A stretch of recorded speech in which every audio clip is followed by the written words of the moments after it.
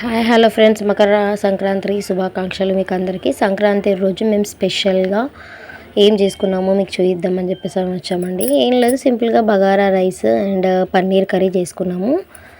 మురుకులు as usual అందరూ పిండి వంటలు చేసుకుంటారు కదా, పెరుగు చారు. ఇదే అండి సింపుల్గా. మేము నాన్ వెజ్ తినము, అందుకే ఇవి మాత్రమే చేసుకున్నాము. నాన్ వెజ్ కంటే వెజ్ చాలా బాగుంటుంది. అంటే తింటాము మేము నాన్ వెజ్, బట్ ఇప్పుడు కాదు, సండే చేసుకుందామని. ఇంకా పండగకి మేము నాన్ వెజ్ చేసుకోలేదు, వెజ్జే ప్రిపేర్ చేసుకున్నాము. పన్నీర్ కర్రీ బగారా రైస్ చేసుకున్నాము. మా పిల్లలకి పన్నీర్ కర్రీ అంటే చాలా చాలా ఇష్టం అండి, చాలా ఇష్టంగా తింటారు. సో అందుకని చెప్పేసి వాళ్ళ కోసము పండగకి స్పెషల్గా పన్నీర్ కర్రీ చేశాను. దాబా స్టైల్లో చేశానండి, చాలా చాలా టేస్ట్గా అయింది. మా పిల్లలు చాలా ఇష్టంగా తిన్నారు. యాక్చువల్లీ చాలా ఇష్టపడ్డారు. అంటే రెస్టారెంట్లో ఎలా అవుతుందో టేస్ట్ అలా అయ్యింది. చాలా బాగుంది.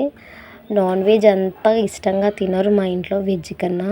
మా పాప అయితే ఫుల్ ఎంజాయ్ చేస్తుంది, సూపర్ ఉంది అంటుంది. చూడండి, ఏదో చికెన్ పీస్ తిన్నట్టుగా తింటుంది పన్నీర్ పీసు.